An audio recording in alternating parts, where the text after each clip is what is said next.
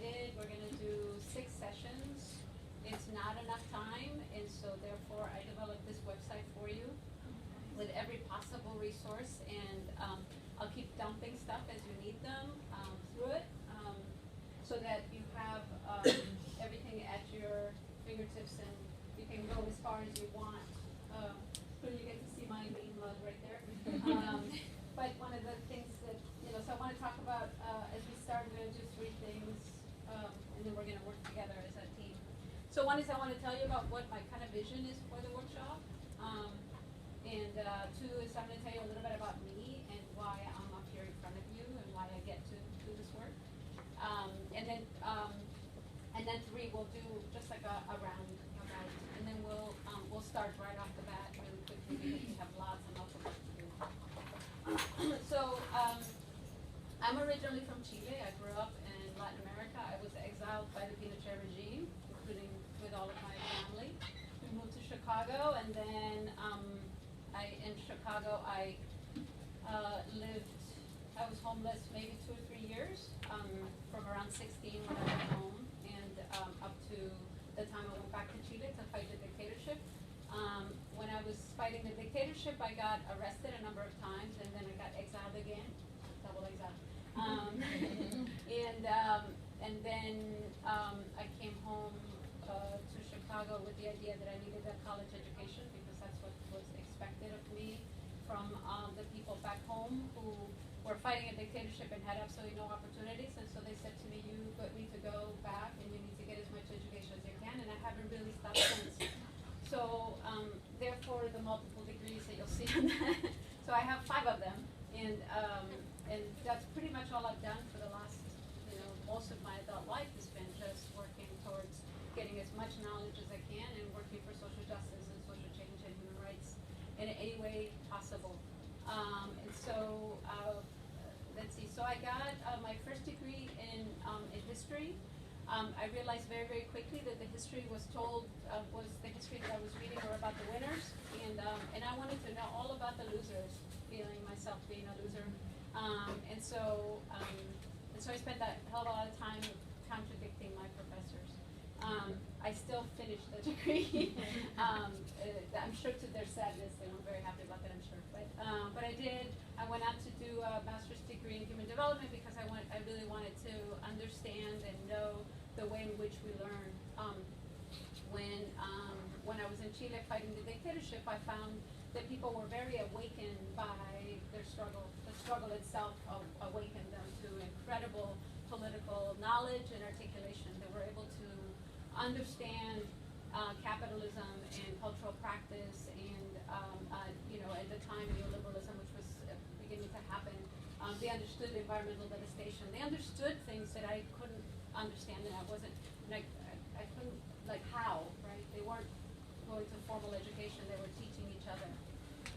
And they were just tremendously, and so I really wanted to know how that happened. So I spent a master's degree, a whole bunch of time researching learning processes. How do people learn? Why do they learn? How is consciousness raised? How do people come to awareness? So I did that. And then I realized that my community at the time really wanted me to move forward. They wanted me to do an advanced degree, which I really fought, but I said, fine, I'll find myself a good one. And so I did doctoral work at the UW in gender.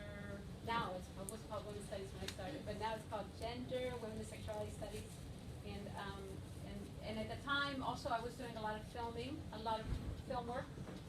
So because I was documenting all sorts of human rights atrocities all over Latin America, when I was finally able to return to Chile, and so I started making films. So I also got a master's degree in communications at the time with the Native Voices documentary film program. It does amazing work with sort of documentary film from the point of view of others. So I did that, and then all throughout I've been teaching mostly at the college level, graduate, undergraduate, all sorts of levels, and now I am happily faculty at in the humanities department at Seattle Central College, where we do just incredibly beautiful work with amazing communities, and so I just feel really blessed to be there. So that's my kind of route. You'll see see all of my different degrees that I've gotten. You'll see all of it in the work that we're going to do together. I am an interdisciplinary scholar, so therefore you'll see me pulling in from all sorts of disciplines, and I'm dissing them at the same time. So I'm very fond of anthropology. At the same time, I hate it to death. I want it gone. So I have a love-hate relationship with a lot of the disciplines that I use, and you'll hear that in both. I'm going to give you all sorts of resources, lots of academic sources, like really like, you know, the peanut gang kind of academic sources. I'll also give you some like really kind of down to earth, you know, really like activist centered scholarship. That's a lot more accessible. But some of you may want the other stuff. You may want all of it. I'm going to also give you a hell of a lot of films, really amazing films that really inform some of the work we'll do. I'll give you tons and tons of homework assignments if you want them, and I'll give you nothing if you don't want them because I know you're busy. So all of it is going to be available to you. Oh, that sounded really hard. So, and all of it will be in our website. So once you, I'll send you the link, and then you'll have access to it. So it has a, this is all and I won't go through it because it's really boring, but if you could read it, that'd be awesome.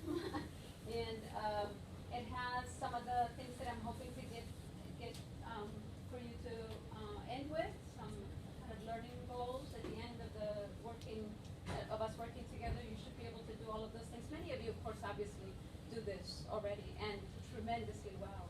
So for some of you, this is going to be really brand new material. For some of you, and many of you probably, it's going to be just a kind of refresher. And there's also a particular kind of view because I'm a scholar, and so therefore I'm going to give it to you that way. So that's very kind of specific. These are the ways we're going to learn it. So we're going to learn it through self-reflection. I'm going to do a little bit of mini lectures, and by mini I mean 10 minutes. Like I'm going to give it to you, like, and then we're going to work on it. We'll do small group work, lots and lots of small group work together, so that we use the knowledge available in the room already, rather than having me kind of guess what's already in the room. Lots of participations, you know. So in your teams, you'll be presenting, so that and you all know this. You want to learn something well, teach it. And so we'll teach each other a fair amount because we know so much in the room. Fishbowl, critical analysis, simulations. I do these simulations that are really, really nasty and horrible, and people have been traumatized by them, and I'm going to do them all with you.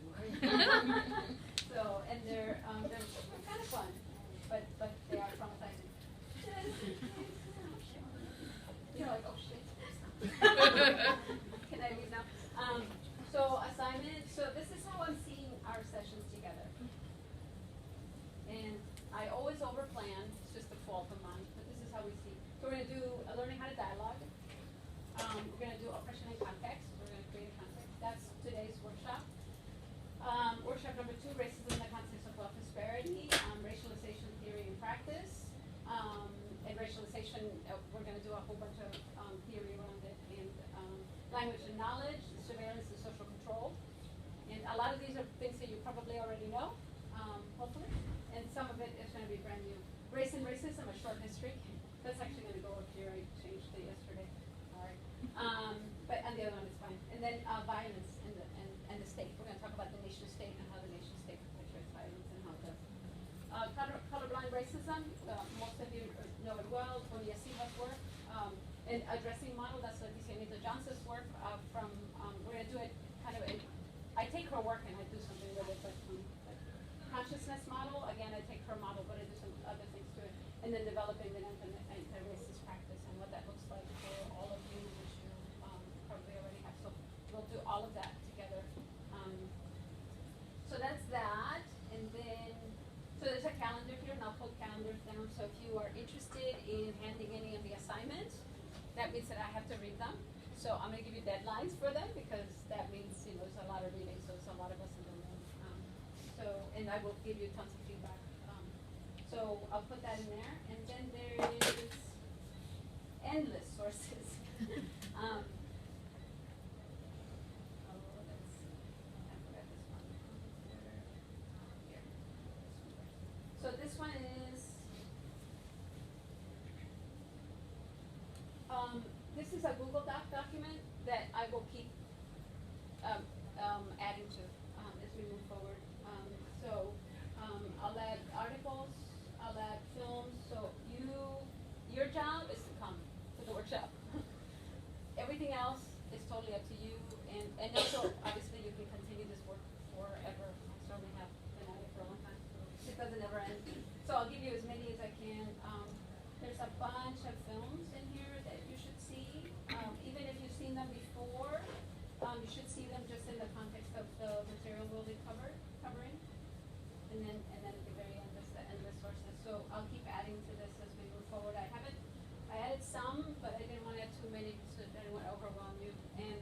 also I want to see what's in the room so I know what to put up there in terms of sources. Okay, so that's that. Here's what I want you to do. How many of you all work together? You know everybody in the room? Does everybody know each other? Pretty much everybody knows everybody. So There's a couple new folks. So it's only me, huh? So it's just how it's going to work. You're going to come to folks and you're going to, if you don't know each other's name, go ahead and make sure to do that. We're going to use the U.S. Cultural perspective of, hi, my name is Vero. Nice to meet you. So we'll do that, and here's what I want you to do. What makes me human is, so, and it doesn't have to be like profound. It can't be like, oh, I don't have my coffee mug, but usually I have my coffee mug, so, I usually say, what makes me human is my coffee in the morning. Most people who know me know that really well, like coffee makes me human. And so it doesn't have to be profound, but it can also be as profound as you would like it. But, so think about it for a second. What makes you human? What makes you human? And feel free as you move about the room that you hear from at least 10 people in the room. So you must hear from at least 10 people. And as you move around the room, feel free to change your mind. Once you hear somebody else, you go, oh, I like yours, I'm keeping that. And feel free to take it and move about the room with that one. Does everybody have one? What makes you human? Today. Everybody have one? All right, so stand up and go ahead and share with 10 people. Hi, I'm Sarah.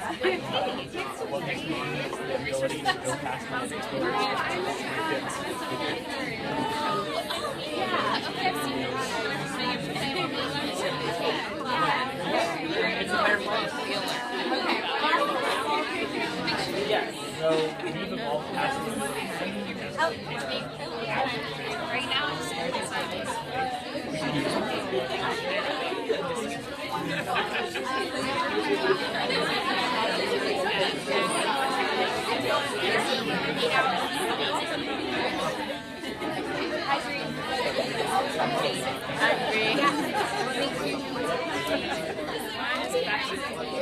treating my dog like a baby. I moved about 5 now, so I didn't. Yeah, really hard for her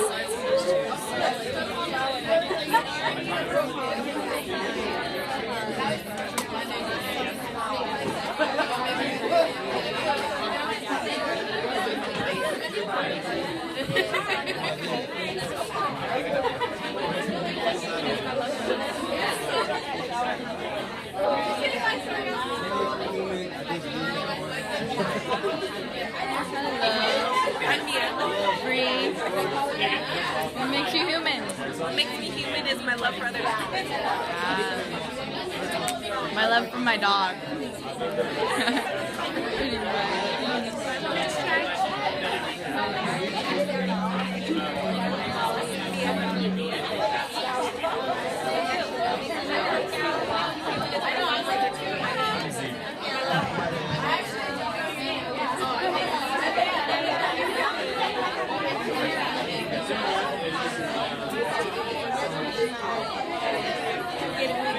Yeah, I'm like moving slowly.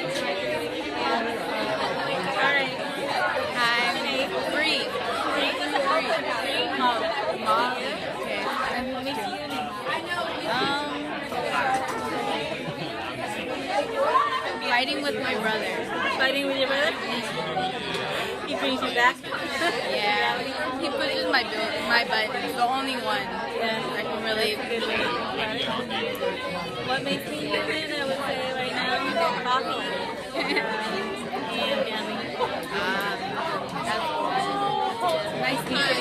Nice meeting you. You're video taking over? Yeah, I help Kate. I intern with her.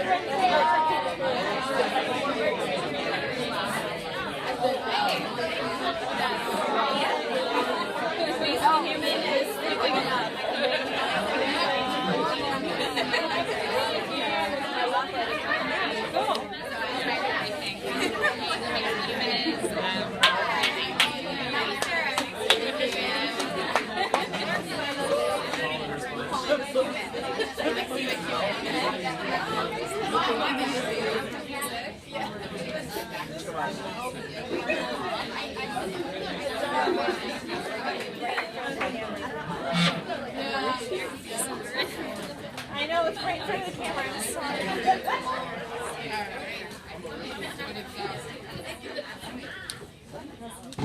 Yeah, I know.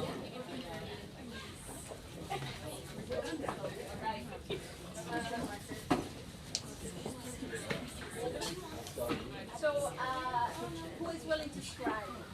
We'll let you write. We'll take turns. So, you scribe for 5 minutes and then you give it to somebody else. Okay. Then she's ready after you. Okay, so what makes us human? One of the things that's crucial to understand is that we often come from a perspective of assuming things about not only each other, but sort of our experiences. And humanities is one of the big ones. And a lot of people, of course, in the room, most likely, until I asked you this question, assume that you knew what it means to be human. It's just, of course I know. But the problem is when I ask, so what is it? Then we we're like, oh, wait. So the explanation is a lot more complex than you imagine. So let's see what we have in the room. Yeah. So you want to start there? Either you can do somebody else who you thought was, or yourself. Either one. What makes us human? One that you heard, or that you, or your own. Oh, getting ideas from somebody else. I heard a lot of sleep. Good. Yeah. I heard making mistakes. Making mistakes. I chose laughter. I chose risk taking. You're doing really well. You're doing really well.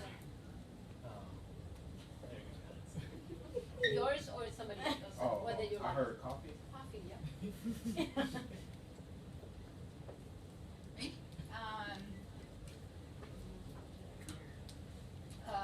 Pain and joy.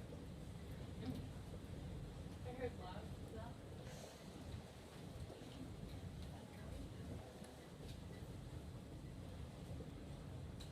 I said loving other people. I said sarcasm. Thank you. You have another? Compassion. Compassion. Experiences. Experiences. Yep. Passion. Breathing. Breathing. I heard empathy. Empathy. Video games. Video. I heard. Yeah, compassion. I heard food. Eating. I heard faith. Faith. Taking. What was mine? We could just say it right. Family. Connecting with other humans. Playing sports. Sports. Soccer. Having within worldly connection, understanding the human experience. Human experience. Can we add to this? Yeah. Chocolate. Chocolate. Coffee.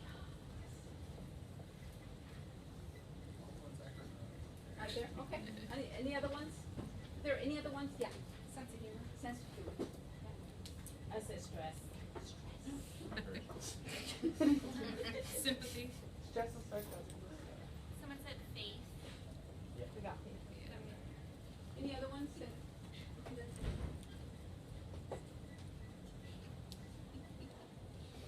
You ended up doing all of them. I know. Yeah, yeah, did it really well. Any other ones that you want up here? Being human. I'm being human. Worry. Worry. I'm being human. Hope. Ability to grieve.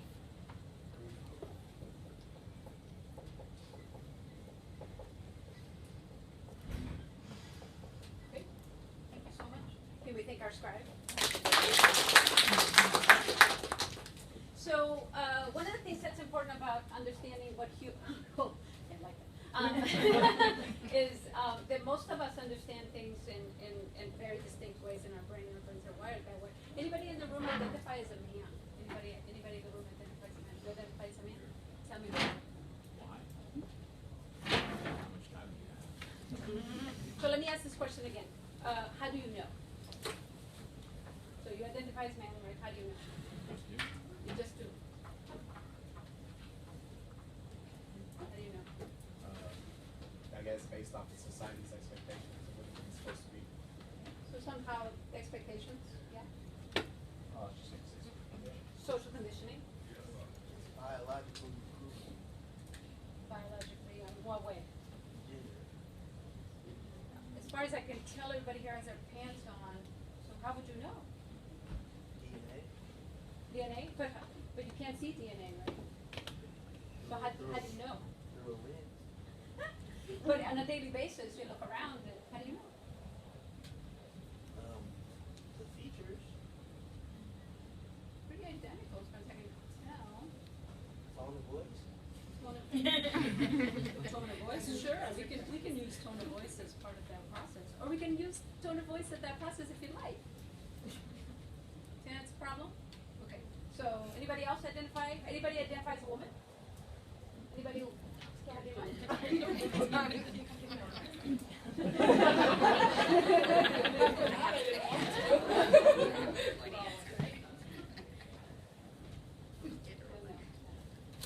Anybody have an idea? Yeah. As a woman, right? Yeah.